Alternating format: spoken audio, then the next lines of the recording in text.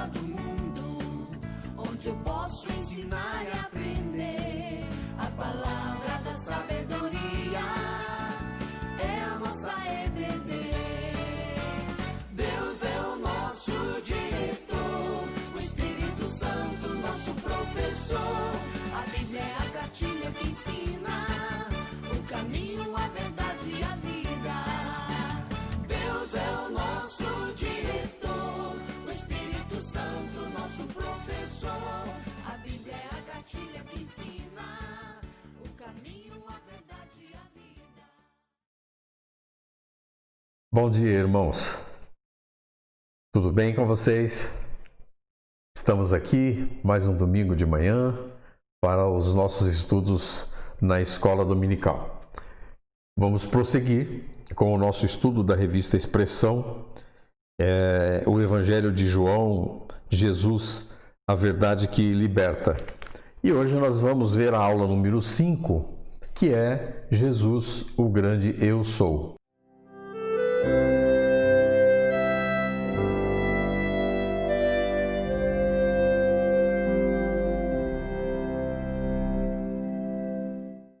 Essa aula, ela está baseada no texto de João, no capítulo 8, de 12 a 59.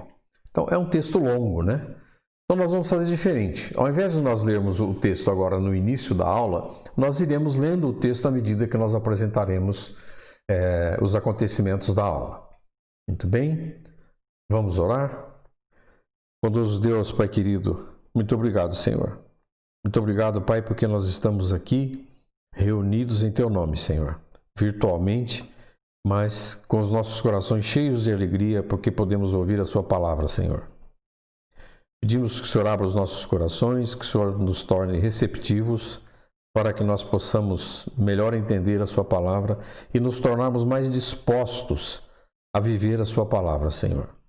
Pedimos que nos acompanhe e te agradecemos em nome de Jesus. Amém.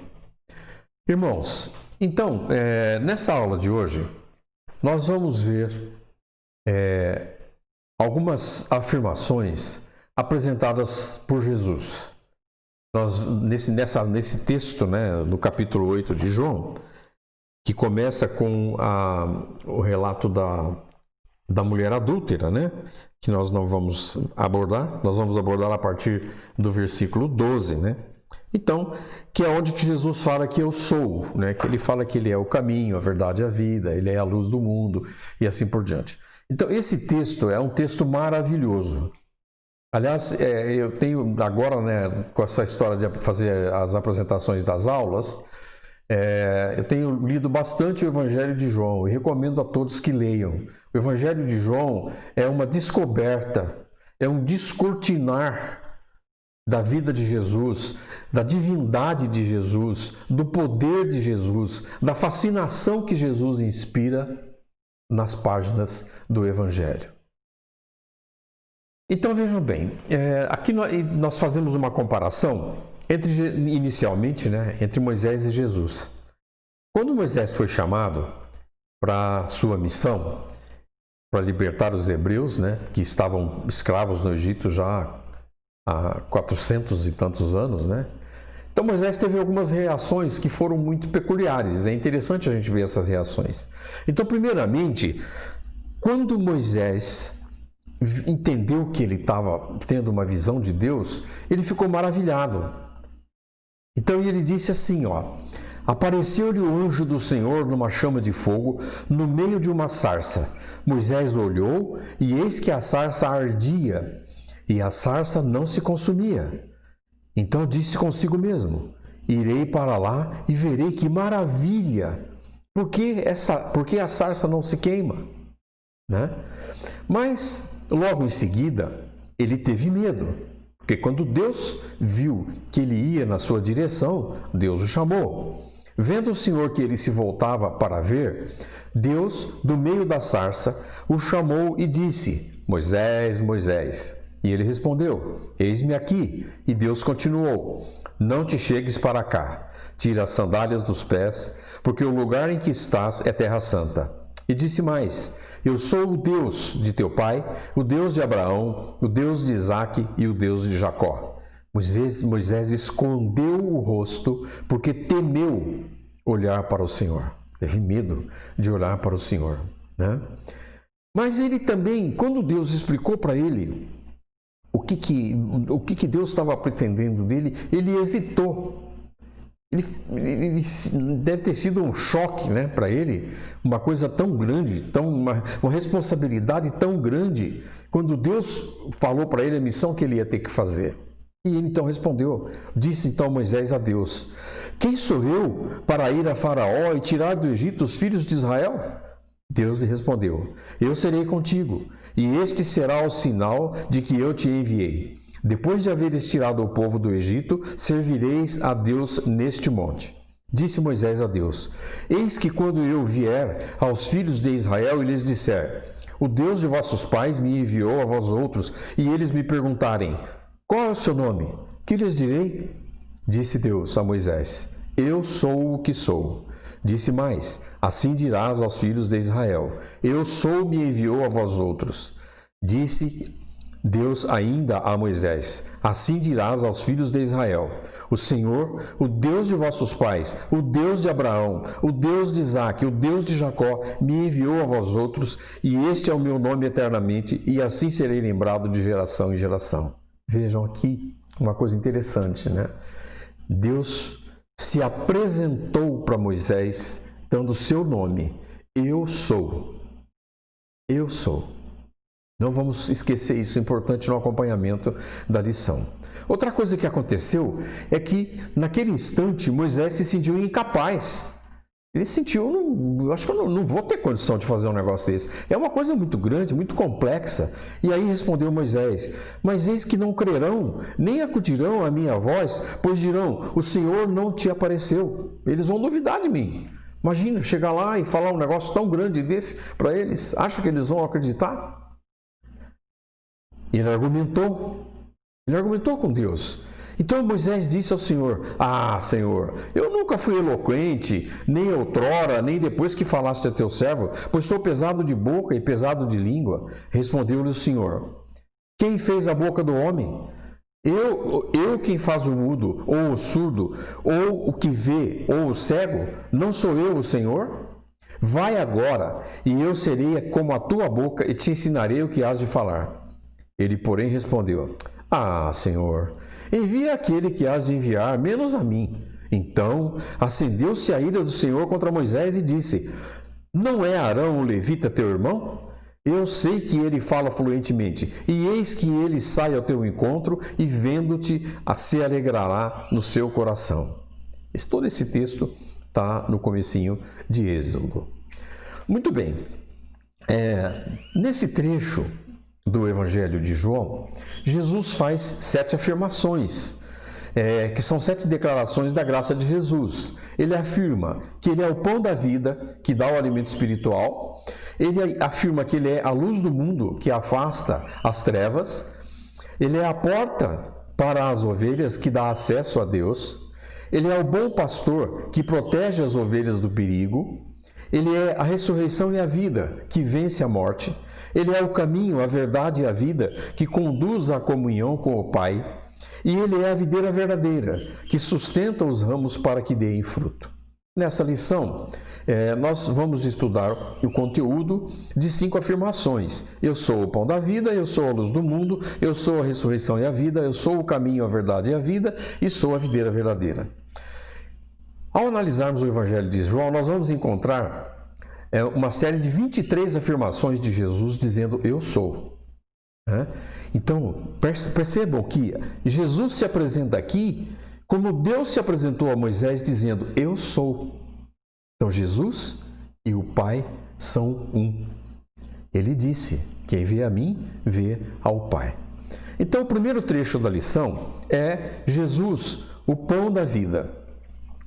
Então, aqui nós estamos no contexto da multiplicação dos pães e dos peixes, né? Então Jesus fez toda uma pregação, havia uma multidão muito grande, e depois Jesus falou para os apóstolos: escuta, nós precisamos dar comida para eles, né? Aonde nós vamos tirar dinheiro onde nós vamos comprar comida para eles? E aí Deus fez aquele milagre, né? da multiplicação dos pães e dos peixes, todo mundo se alimentou, ainda sobrou bastante alimento e tudo mais, e depois Jesus foi para o outro lado do lago de Genezaré. E o povo foi atrás dele, mas depois constatou-se o seguinte, que a motivação do povo era uma motivação equivocada. Eles queriam Jesus apenas por causa da comida e não o reconheciam como o Messias, o Filho de Deus. Vamos ver João 6, versículos 24 a 26, onde diz o seguinte: quando, pois, viu a multidão que Jesus não estava ali, nem os seus discípulos, tomaram os barcos e partiram para Cafarnaum à sua procura. E tendo-o encontrado do outro lado do mar, lhe perguntaram: Mestre, como chegastes aqui? Respondeu-lhe Jesus: em verdade vos digo, vós me procurais, porque vistes sinais. Não porque vistes sinais, mas porque comestes os pães e vos fartastes. Então, a procura deles, a busca de Jesus, era equivocada. Eles estavam procurando comida, procurando alimento para o estômago, mas Jesus era o alimento para o espírito. Jesus é o pão da vida porque ele alimenta a nossa espiritualidade. Ele é o nosso alimento espiritual, ele é o nosso maná espiritual. E aqui fala a respeito do verdadeiro maná, porque quando eles, nessa discussão, nessa conversa com Jesus, eles abordaram o tema a respeito de Moisés, que Moisés, sim, tinha dado o verdadeiro maná para os seus pais no passado, lá no deserto. Então eles questionam Jesus comparando o seu poder ao poder de Moisés, que dera, entre aspas, aos seus pais o pão do céu. Jesus esclarece à multidão que eles estavam dando excessiva atenção aos agentes da história e pouca atenção ao próprio Deus. Vejamos o que diz no capítulo 6, versículos 27 a 34. Então Jesus disse: trabalhai não pela comida que perece, mas pela que subsiste para a vida eterna, a qual o Filho do Homem vos dará, porque Deus o Pai o confirmou com seu selo. Dirigiram-se, pois, a ele, perguntando: que faremos para realizar as obras de Deus? Respondeu-lhe Jesus: a obra de Deus é esta, que creais naquele que por ele foi enviado. Então eles disseram: que sinal fazes para que o vejamos e creiamos em ti? Quais são os teus feitos? Nossos pais comeram o maná no deserto, como está escrito.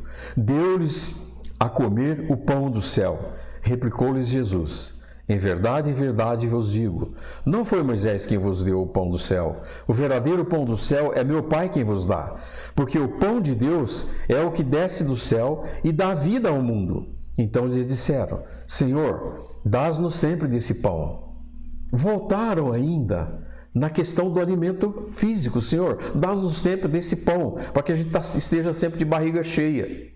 Eles não estavam entendendo que Jesus estava explicando para eles a questão do alimento espiritual. Então Moisés havia sido um instrumento.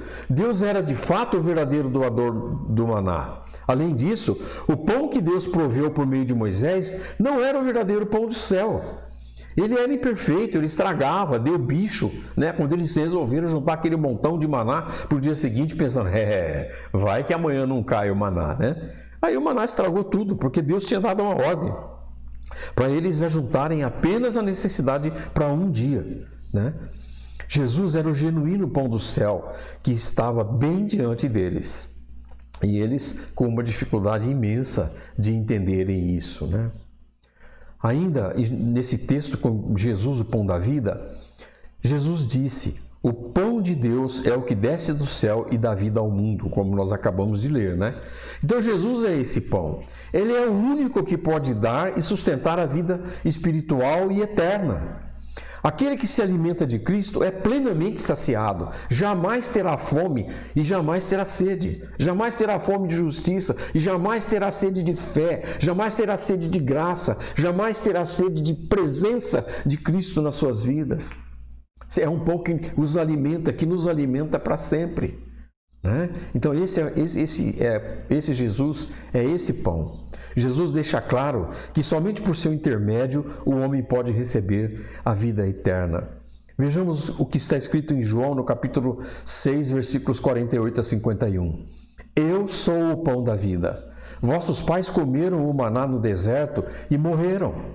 Este é o pão que desce do céu para que todo o que dele coma, não pereça.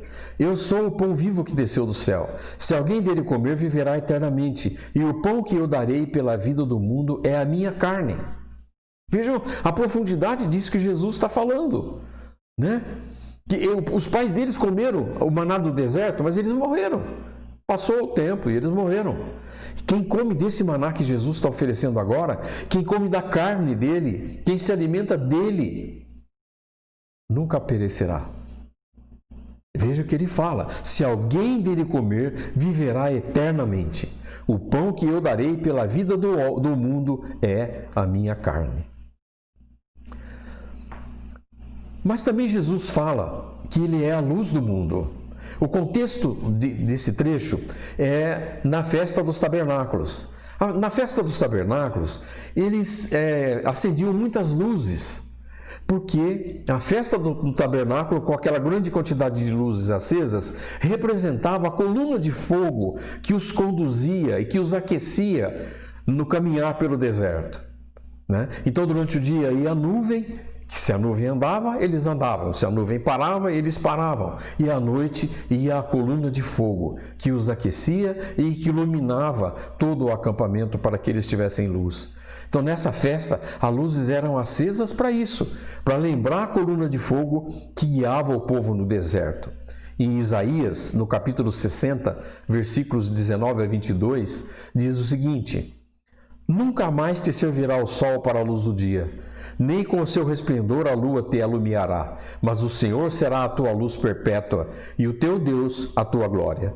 Nunca mais se porá o teu sol, nem a tua lua minguará, porque o Senhor será a tua luz perpétua, e os dias do teu luto findarão. Todos os do teu povo serão justos, para sempre herdarão a terra, serão renovos por mim plantados, obra das minhas mãos, para que eu seja glorificado. Então, isso lá em Isaías, né? No Salmo 27:1, disse: o Senhor é a minha luz e a minha salvação, de quem terei medo? O Senhor é a minha fortaleza, a quem temerei? Gente, isso se chama fé. Isso se chama confiança em Deus. Isso é entender que quem nos ilumina, quem nos conduz é Deus.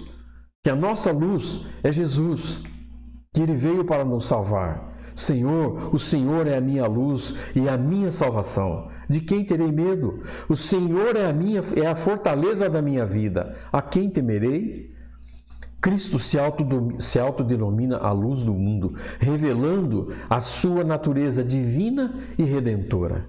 Quando ele fala eu sou, ele já está revelando isso. Mas na verdade, quando ele se autodenomina eu sou a luz do mundo, ele faz essa revelação da sua natureza divina e redentora. Em João, no capítulo 8, 12, diz isso. De novo lhes falava Jesus, dizendo: eu sou a luz do mundo. Quem me segue não andará nas trevas. Pelo contrário, terá a luz da vida. Jesus também disse que Ele é a luz que guia. Acontece o seguinte: o pecado conduziu o homem ao império das trevas. Quando os nossos pais pecaram, quando Adão e Eva pecaram, nós fomos expulsos do Éden. E nós caímos na escuridão do pecado, nas trevas do pecado. E o indivíduo que, quando acontece isso com o ser humano, ele se torna incapaz de enxergar o caminho de Deus. Ele não é capaz. Quem que enxerga nas trevas? Ninguém. Quem está nas trevas não consegue enxergar nem os próprios pecados.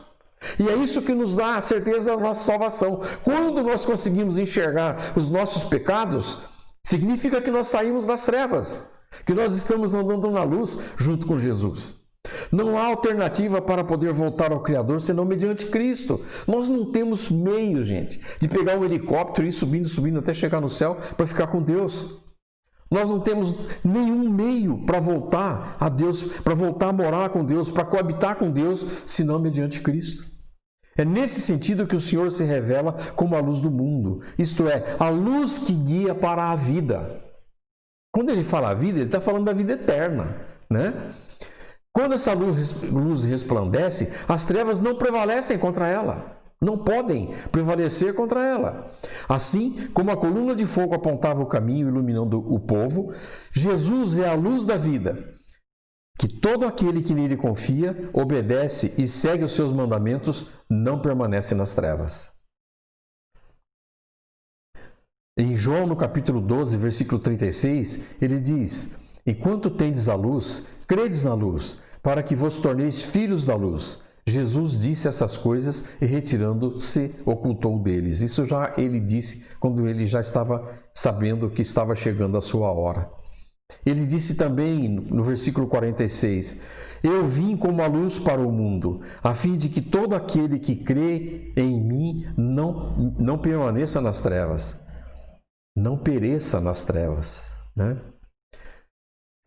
Percebam, gente, quanta afirmação importante, quanta coisa maravilhosa tem nesse evangelho.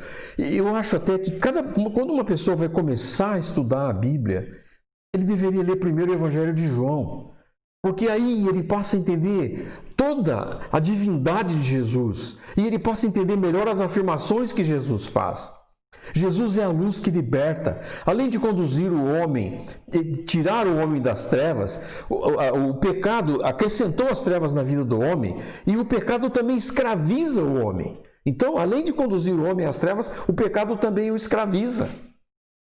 Nós nos tornamos escravos do nosso pecado, mortos nos nossos delitos e pecados. Contudo, o conhecimento da verdade pela graça divina gera libertação. Em João, no capítulo 8, versículos de 33 a 36, ele diz: responderam-lhe: somos descendência de Abraão, jamais fomos escravos de alguém. Como dizes tu, sereis livres? Replicou-lhes Jesus: em verdade vos digo, todo o que comete pecado é escravo do pecado. O escravo não fica sempre em casa, o filho sim, para sempre. Se, pois, o filho vos libertar, verdadeiramente sereis livres. Quando eles dizem isso, somos descendência de Abraão e jamais fomos escravos de alguém, já tinham esquecido da escravidão no Egito, né? 400 anos escravos lá, portanto, já tinham sido, sim, escravos. Tal conhecimento se dá pelo Evangelho de Cristo, que Deus faz resplandecer no coração do homem pecador. Percebam, gente, cada afirmação dessa é um ensinamento que o Evangelho faz resplandecer no coração do homem Jesus, a palavra de Jesus. Também Jesus disse: eu sou a ressurreição e a vida.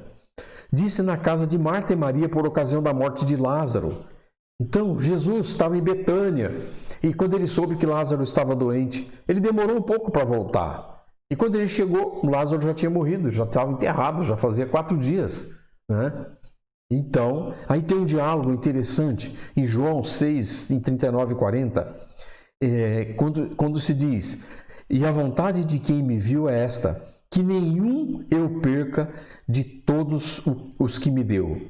Pelo contrário, eu o ressuscitarei no último dia. De fato, a vontade de meu Pai é que todo homem que vir o Filho e nele crer tem a vida eterna, e eu o ressuscitarei no último dia.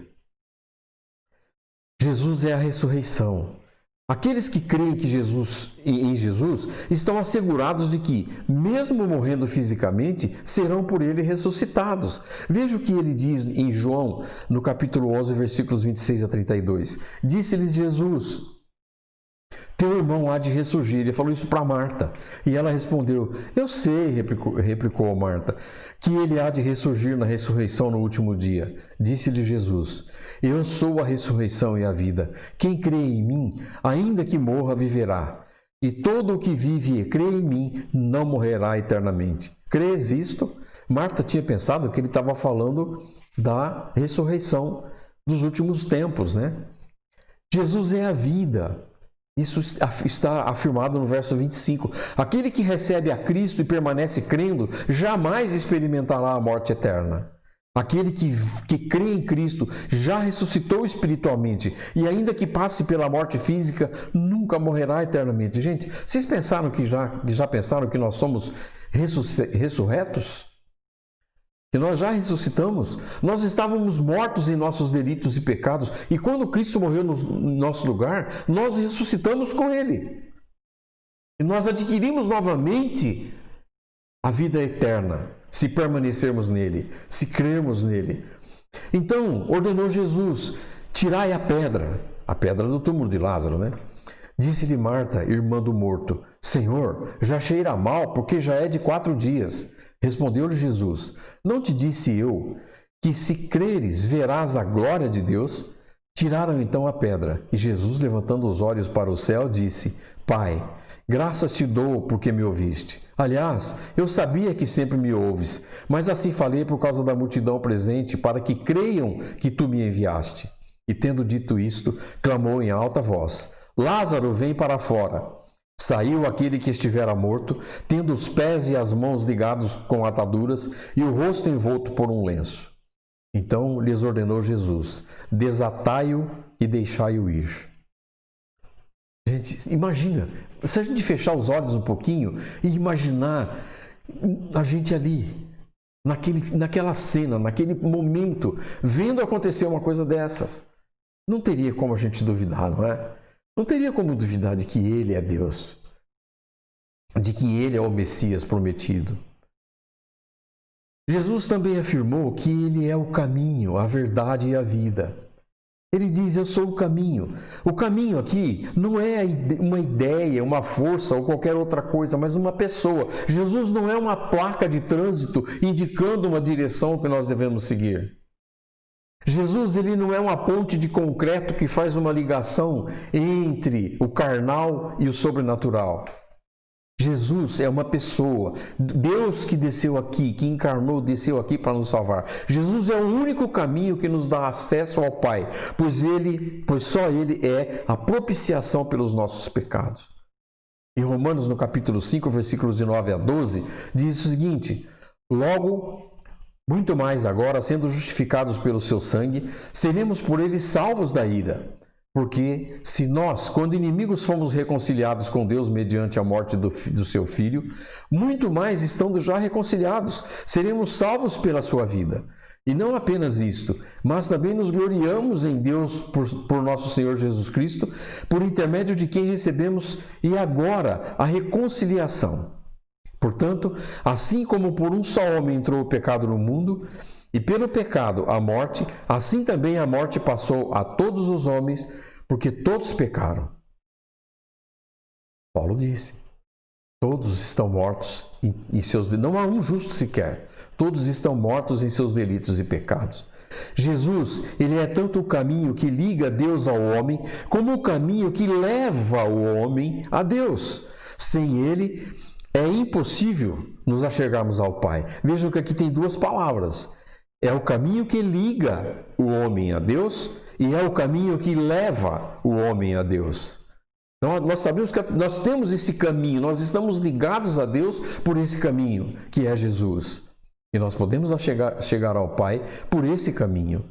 Em 1 João, no capítulo 2, versículos 1 a 3, ele diz: filhinhos meus, estas coisas vos escrevo para que não pequeis. Se todavia alguém pecar, temos advogado junto ao Pai, Jesus Cristo, o justo. E Ele é a propiciação pelos nossos pecados, e não somente pelos nossos próprios pecados, mas ainda pelos pecados pelos do mundo inteiro. Ora, sabemos que o temos conhecido por isto, se guardarmos os seus mandamentos. E vós sabeis o caminho para onde eu vou, disse Jesus em João capítulo 14, versículos 4 a 7. E vós sabeis o caminho para onde eu vou. Disse-lhes Tomé: Senhor, não sabemos para onde vais. Como saber o caminho? Respondeu-lhe Jesus: eu sou o caminho, e a verdade, e a vida. Ninguém vem ao Pai senão por mim. Se vós me tivesseis conhecido, conheceríeis também ao Pai. Desde agora o conheceis e o tendes visto. Vejam que ele não diz assim, ninguém vai ao Pai senão por mim. Ele diz: ninguém vem ao Pai. Ou seja, ele está com o Pai e o Pai está nele. Né? É uma coisa presencial. Ninguém vem. Tem que ir na direção dele. Né?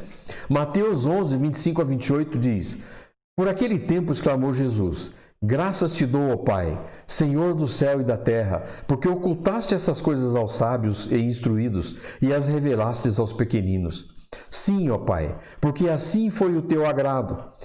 Tudo me foi entregue por meu Pai. Ninguém conhece o Filho senão o Pai. E ninguém conhece o Pai senão o Filho, e aquele a quem o Filho o quiser revelar. Eles dois são um, né? Também Jesus disse, eu sou a verdade. Jesus é a verdade pela qual revela plenamente o Pai. Ele mesmo é a explicação do Pai. Jesus é a verdade que está em oposição a tudo que é falso e mentiroso. Por isso Jesus é o oposto de Satanás. Satanás é o pai da mentira, Jesus é o pai da verdade. Jesus é a verdade que está em oposição a tudo que é falso e mentiroso. Ele não é uma verdade, nem fala sobre uma verdade, mas essencialmente ele é a verdade personificada. Ele é a verdade. Essa verdade não é apenas aquilo que está de acordo com a realidade, mas também o que é completo e perfeito, em contraste com as coisas que começam e ficam incompletas. A obra de Jesus é uma obra completa. Ele não começou uma coisa e parou pela metade. A hora que ele morreu, antes que ele ressuscitasse, chegaram a pensar isso. Puxa, ele veio e morreu. E agora? O que faremos nós? Jesus diz, eu sou a vida. Em Romanos 6, no capítulo 20 a 23, diz, porque quando éreis escravos do pecado, estáveis isentos em relação à justiça. Naquele tempo, que resultado colhestes? Somente as coisas de que agora vos envergonhais, porque o fim delas é a morte. Agora, porém, libertados do pecado, transformados em servos de Deus, tendes o vosso fruto para a santificação e, por fim, a vida eterna, porque o salário do pecado é a morte, mas o dom gratuito de Deus é a vida eterna em Cristo Jesus, nosso Senhor. Então, a vida não tem sentido de... A vida, aqui, nesse caso, ela não tem sentido de fôlego, ou o espírito que anima o nosso corpo. Ela está em oposição à morte. Vida aqui é o contrário de morte. É a vida sobrenatural, um dom recebido de Deus. Ele é a fonte e o doador da vida que nos conduz para o Pai, para as muitas moradas que estão sendo preparadas. Em 1 João, no capítulo 5, versículos 11 e 12, está escrito, e o testemunho de João é esse, que Deus nos deu a vida eterna, e esta vida está no seu Filho. Aquele que tem o Filho tem a vida. Aquele que não tem o Filho de Deus não tem a vida. Jesus, ele tem a vida em si mesmo. Ele é a ressurreição e a vida. É o verdadeiro Deus e a vida eterna. É a luz da vida. Ele tem as palavras da vida eterna. Veio para que tenhamos vida e vida em abundância. Jesus também disse, eu sou a videira verdadeira. Isso está em João, no capítulo 15, no capítulo 1, versículos 5 a 7. Jesus é aquele que produziu bom fruto.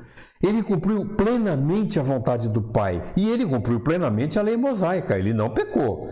Ele foi obediente e obediente até a morte, e morte de cruz. Em João, no capítulo 15, versículos 1 e 5, 7, diz o seguinte, eu sou a videira verdadeira, e o meu Pai é o agricultor. Todo ramo que estando em mim não der fruto, ele o corta, e todo que dá fruto, limpa, para que produza mais frutos ainda. Vós já estáis limpos pela palavra que vos tenho falado. Permanecei em mim, e eu permanecerei em vós. Como não pode o ramo produzir fruto de si mesmo, se não permanecer na videira, assim nem vós podeis dar, se não permanecerdes em mim. Eu sou a videira e vós os ramos. Quem permanece em mim e eu nele, esse dá muito fruto, porque sem mim nada podeis fazer. Se permanecerdes em mim e as minhas palavras permanecerem em vós, pedireis o que quiserdes e vos será feito. Os discípulos são os ramos. Então vejam, Jesus é a videira, ele é o tronco, ele é o caule que alimenta os ramos, ele é o caule que leva a seiva para os ramos. E os discípulos, que somos nós, né, a igreja, nós somos os ramos. Jesus é a videira, nós somos os ramos. Da seiva que corre no seu tronco, nós nos alimentamos, nos sustentamos e damos frutos. Aqui nesse trecho, A palavra permanecer aparece 11 vezes nesse texto. Porque é importante isso, porque não é simplesmente falar, não, eu sou, tá ali no chão um raminho, fala, eu sou o raminho daquela videira lá, ó. Tá vendo aquela videira lá? Então eu sou o raminho dela. Não, não adianta isso. Nós temos que permanecer na videira, permanecer o tempo todo, a vida inteira recebendo a seiva que vem da videira. À parte da videira não há possibilidade de vida, não há fertilidade, não há frutos. Sem Jesus, o crente não é crente, é um incrédulo e não pode fazer absolutamente nada. A verdade é essa. O que significa dar frutos? Significa uma vida de oração, uma vida de dedicação a Deus, obediência aos mandamentos, amor ao próximo e testemunho do nome de Cristo. Jesus é o Pai, Jesus é a videira. Nós somos os ramos e o Pai é o agricultor. A atividade do agricultor celestial ela é dupla. Todo ramo que dá fruto, ele limpa para que dê mais frutos ainda. Esse procedimento revela o amoroso e disciplinador caráter do Pai. Quem ama, cuida. Deus ama de nós. E Deus nos ama. E Ele cuida de nós para que nós possamos dar mais frutos. Em João, no capítulo 24, versículos de 12 a 14, ele diz: E, por se multiplicar a iniquidade, o amor se esfriará de quase todos. Aquele, porém, que perseverar até o fim, esse será salvo. Será pregado esse evangelho do reino por todo o mundo, para o testemunho a todas as nações. Então virá o fim. Disse, pois, Jesus aos judeus que haviam crido nele: Se vós permanecereis na minha palavra, sois verdadeiramente meus discípulos, e conhecereis a verdade, e a verdade vos libertará. O ramo improdutivo, esse ramo é cortado e lançado no fogo para ser queimado. Um exemplo de ramo que ficou grudado lá na videira um tempão e não deu fruto nenhum foi Judas Iscariotes. Ele esteve com Jesus, ele viveu com Jesus, conviveu com Jesus, e ele não deu frutos, né? Então, em Hebreus, no capítulo 3, versículos 14 a 19, diz: Porque nos temos tornado participantes de Cristo, se de fato guardarmos firmes até o fim a confiança que desde o princípio tivemos. Enquanto se diz: Hoje, se ouvirdes a sua voz, não me endureçais o vosso coração, porque foi na provocação. Ora, quais os que, tendo ouvido, se rebelaram? Não foram de fato todos os que saíram do Egito por intermédio de Moisés? E contra quem se indignou por 40 anos? Não foi contra os que pecaram, cujos cadáveres caíram no deserto? E contra quem jurou que não entrariam no seu descanso, senão os que foram desobedientes? Vemos, pois, que não puderam entrar por causa da incredulidade. Gente, daquela geração que saiu do Egito, somente 2 entraram na terra prometida, Josué e Caleb. O resto ficou tudo cadáver esparramado pelo deserto. Por quê? Porque lamuriaram o tempo todo, reclamaram o tempo todo, desconfiaram de Moisés o tempo todo, descreram de Deus o tempo todo. A primeira oportunidade que tiveram foram fazer um bezerro de ouro para eles adorarem e assim por diante. Então essa é a concupiscência humana que afasta o homem de Deus. Vamos para a conclusão. O Senhor Jesus se revela como o próprio Senhor. Ele e o Pai são um, em essência, poder e glória. Jesus é o único capaz de satisfazer todas as nossas necessidades, dissipar as trevas que nos rodeiam. Somente Jesus é a garantia de ressurreição para a vida eterna, o único caminho para o Pai. Ele é a única verdade a ser crida e a única vida a ser vivida. Sem Ele, nada somos. E na aplicação, uma pergunta para a gente meditar, né? Ou umas perguntas. Onde está a sua fonte de satisfação? Nas coisas materiais ou em Cristo? Será que você tem seguido verdadeiramente a luz divina? A morte gera em você desespero ou você descansa naquele que é a ressurreição e a vida? Amém? Irmãos, vamos meditar nesse domingo sobre os nossos estudos, sobre essa lição. Vamos nos encorajar para lermos o Evangelho de João, que é uma coisa fantástica. Vamos agradecer a Deus por esse tempo de estudo? Bondoso Deus, Pai amado, muito obrigado, Senhor. Muito obrigado por esse estudo. Muito obrigado pelo Evangelho que o Senhor nos deixou e através do qual o Senhor nos fala, Pai. Nós te agradecemos, Senhor, pela sua misericórdia. Em nome de Jesus. Amém.